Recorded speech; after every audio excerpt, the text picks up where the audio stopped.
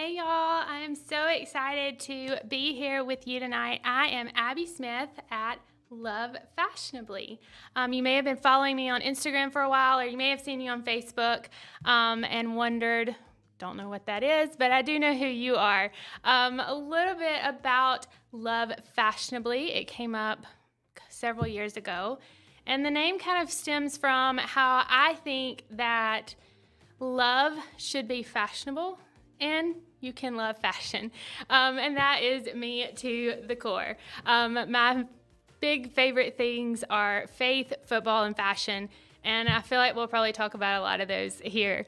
As you can see, and you probably may have noticed, BGTV Studios, a special thank you to them. So they are a podcast network, and Love Fashionably is now one of those podcasts that you can catch every first and third Monday at 7 p.m. We'll be live on Facebook, and then if you happen to miss one, you can always catch us on YouTube at BGTV as well. You can subscribe. Don't forget to also like and share on all of our social media networks and help us get the word out as we are brand new and just starting out. So, I told you a little bit about Love Fashionably, tell you a little bit more about me. So I am 38 years old. I live in Tuscaloosa. I went to the University of Alabama. So therefore, I'm a huge football fan. Roll Tide till I die. I also love fashion and my faith. So when I was in Tuscaloosa, I grew up in a good Christian home, but I'd never had that encounter with God. I never had that moment to where I made Him my Lord and Savior. And I found Him when I was in school in Tuscaloosa, which is crazy because I know most people find partying when they're there, but I found something completely different. And so it always holds a special place in my heart because of that. But over the years, our relationship has just grown. And basically through everything, it's led me here. I am typically not the type of person that you would find sitting here doing this. If you have met me, I know some of you have met me over the past few years, so they're like, I would never know you were shy. And then some of you have been with me when I was like hiding in the corner and not about to talk to anyone. And some of you were pulling me out of the corner saying, you better go talk to people. So it's been a journey, and it's been exciting. So I am, again, I'm like the person that likes to stay in my box and to stay where I'm at. And I feel like this podcast, for me, is personally going to pull me out of that box. It's just stretching. I don't know if you like to work out. I like to work out. I did not like to work out, but as I've done it more, I like to do it. And when you work out, when you're stretching and you want to build muscle, you actually are breaking down those muscle fibers to build something up. And I feel like that's kind of where this is for me personally. And I hope it's, in my prayer is that it's what the podcast is for you. Is that it's a breaking down of some of the boxes that we find that we put ourselves in life. We can experience things. We all walk through different things. We have hurts, we have troubles, we have fears, we have doubts, anxiety, and each one of those little things can put us in a box. I remember one time it was right after Divergent came out, if you guys remember that. It's kind of an old movie. I guess I'm dating myself here. But if you watch the movie Divergent, there was a part in it, and I can't remember which movie it was in, but she was in the box, and the water was filling up, and she was like trying to tap on it, and she was like, this isn't real. And I saw myself one time when I was in a box, and it had in like red, like all of these words written on it, and like they were on the outside and the inside of the box. And I remember thinking, like, I was looking at some of the words, and I was so confused because I was like, I don't think that about myself. And I felt the Lord say, yes, because I was tapping on the glass, and I was like, this isn't real. And He's like, yes, it is.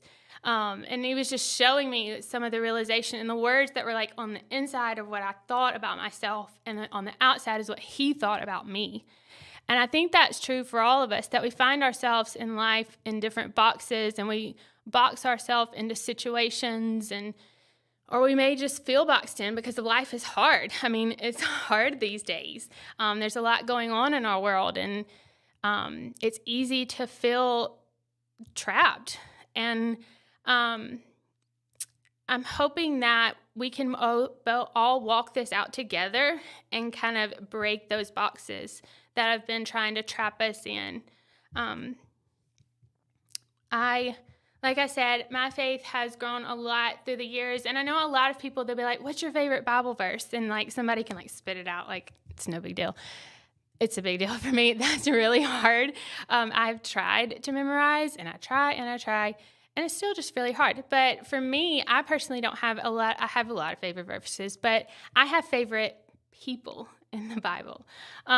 There are several that are my favorites. My top 3 are Ruth, and Esther and Joshua. And Esther and Joshua, a lot because of their faith that they had. I've always felt like God gave me a great amount of faith.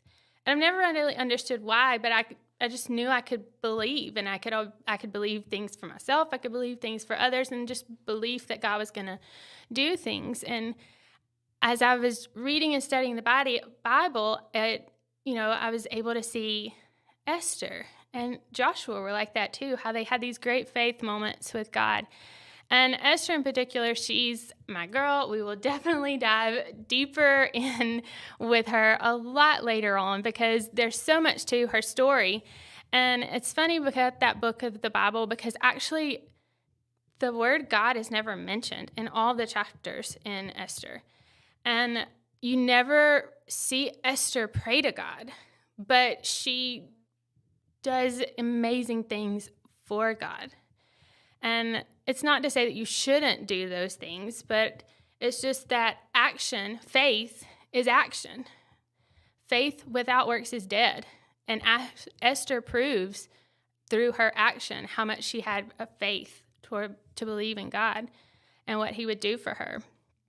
And I was reading the Esther story a couple weeks ago, and this part just really stood out to me. If you don't know anything about Esther, I really didn't until probably about a few years ago, until I started to really read and learn more about her. But because she's kind of hidden. And I also find that she is probably pretty important because Esther and Ruth are the only 2 books in the Bible about women. And so I figured if God included them, out of all the women that he's mentioned, he made an entire book about her, then she's got to be pretty important to him. And so I looked at her story, and, if you haven't heard, she was a young Jewish girl. She was taken from her parents had died. She was living with her uncle, and she was taken from him and sent to the palace, and basically like Bachelor before it was The Bachelor. I mean, the king of the day, he needed a new wife, and so he said, go get everybody and bring them to me, and we're going to figure out this process. And she goes through the process, and she ends up one of the favorites, and then she ends up winning the heart of the king. And she hides her faith because she just didn't feel like it was time to reveal it yet. And so she hides it from the king, and then she's going through, and so she accepts the rose, they get married, they move along with the bachelor process. And she's living in the palace, and I think that's where probably a lot of us are in life. If you are a Christian, we are a part of the family of God, and God says that we abide not in this world, but we abide in a kingdom realm. And so we should abide by kingdom rules, and they're not like what we see. And Esther was living in that kingdom realm physically. She was this, not really second in command, but kind of.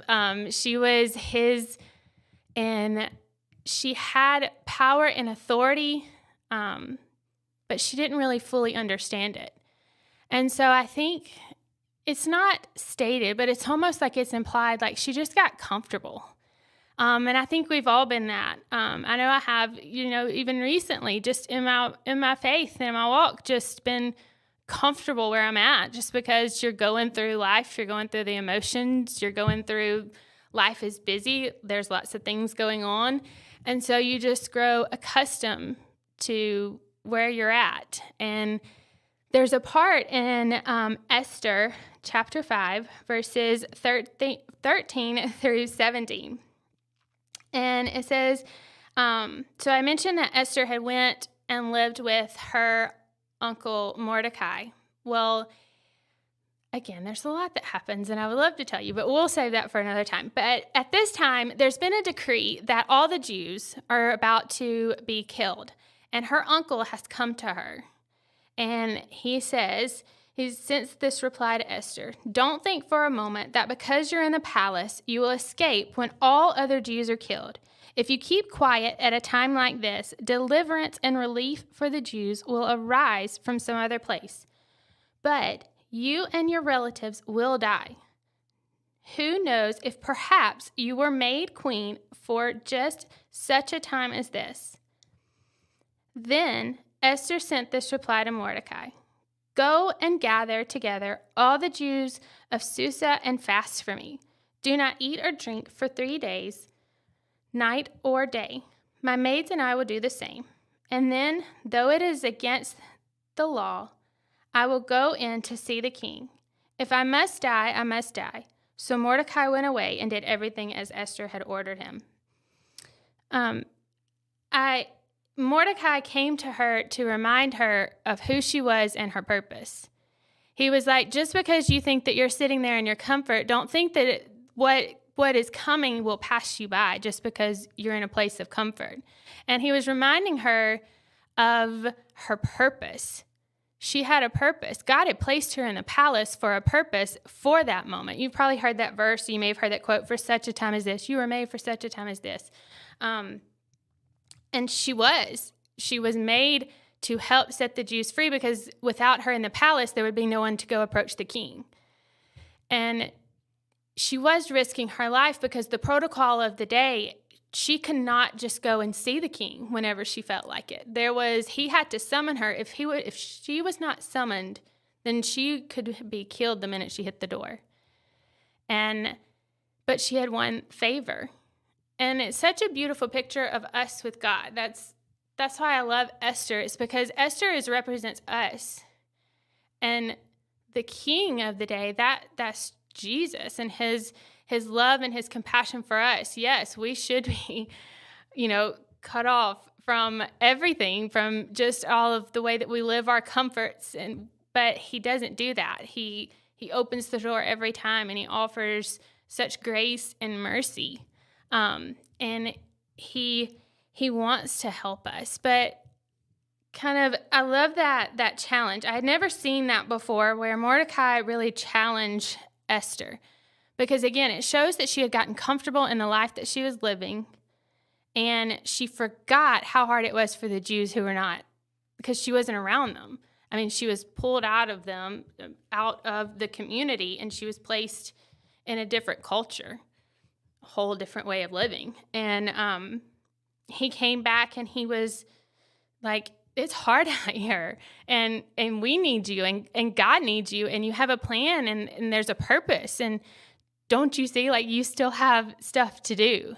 And that's what I feel like this podcast is for me, and that's what I hope it is for you. It's a reminder that there are dreams, and there are plans and ambitions and things that probably you felt at one time that God told you that you were going to do, and that there were people that you needed to talk to, people that you needed to reach, that you were going to write that book, that you were going to start that business, that you were going to forgive that person, that you were, going to do things with your life. But over time, you just grow complacent, and you stay in your box, and it's just easier. I mean, it is. I mean, it's so much easier just to stay comfortable than to get out and do the work like you're working out and try to work out this faith. That's what we're called to do. That's what it says what you do. You're supposed to work out your faith.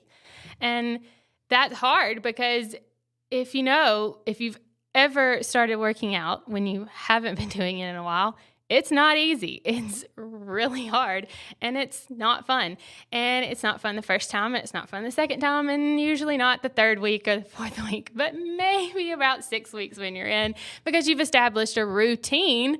You're finally like, okay, well, maybe I can do this. I'm about like 10 years in now on my workout journey, and I can say now I like it. So, it's taking me, it's the same for a runner. Runners are the same way. It takes forever to figure out if you're going to run or not. But it's just, you have to keep pushing. You have to keep persevering. You have to push past your comfort and the way that you feel. Feelings are fake. Like, the way that you feel is not, you can't let it lead you. You have to know truth and walk in truth and believe the truth. And that's where faith comes, because you don't always understand what's next. You don't always know what's coming, but you just do it anyway. You just step out, you just start. Like I mentioned, I've been posting on Instagram for several years, and I'll get the question sometimes. People ask me, like, how do you do this? How do you get started? And I'm like, well, I don't really have any great words besides the fact that I knew the Lord told me I was supposed to do it, so I started, and I said yes. And I was consistent, and I was disciplined. And that's pretty much it. Consistency and discipline will take you where you want to be. But you have to put in the work. You have to try. And so I'm hoping that you can remember that perhaps you were made for more, that this is your moment. It's your time. It's your season to step out. 2 verses that I've really been thinking about, and since January, and of course, January is a fresh start. I know we're already like middle to end of February. It's crazy. But it's still time. You still have time. It's never too late for a fresh start. A fresh start can start anytime. It can start December 31st. It can start February 19th. It doesn't matter. A fresh start is always available to you through God's grace. And he says in 2 Corinthians 5:17, therefore, if anyone is in Christ, the new creation has come, the old has gone, and the new is here. And then the other one is Isaiah 43:19. See, I'm doing a new thing. Now it springs up. Don't you perceive it? I'm making a way in the wilderness and streams in the wasteland. It's kind of been my verse for like the past, I guess since last summer. I'd actually put this verse on a planner that I made for this school year. And I put, God will make a way. And then I put this verse underneath it. Because it just felt like I was going through some difficulties in my job, and it was just really weird and didn't fully understand it, but I was just trusting that God, he'll make a way through the wilderness and the wasteland. So it doesn't matter what you feel, you just have to trust and know and believe. So I am so excited that you have joined me on this journey. I don't know where we'll go. I don't know what it's going to look like from week to week. All I know is I'm going to be me, and we'll talk a little football when it comes football season. Trust me. So, and we may hit a few fashion things. I don't know. But we're always working how God can use it, because he'll use everything. He makes you the way that you are on purpose. And he doesn't mix things. And sometimes we can get confused and think one way about ourselves, but we don't really know ourselves. God knows us. So learning more about him and walking with him, that reveals our true self. And that's what Love Fashionably is. And that's what we will do on our journey here. So again, we're only going to be first and third Monday for the start here. And so you can always find us on Facebook, 7 p.m. on Mondays. And then don't forget to check us out at YouTube, so at BGTV. Thanks, guys. I'm so excited again that you joined me here on our episode 1. I look forward to talking with you more next time. Bye.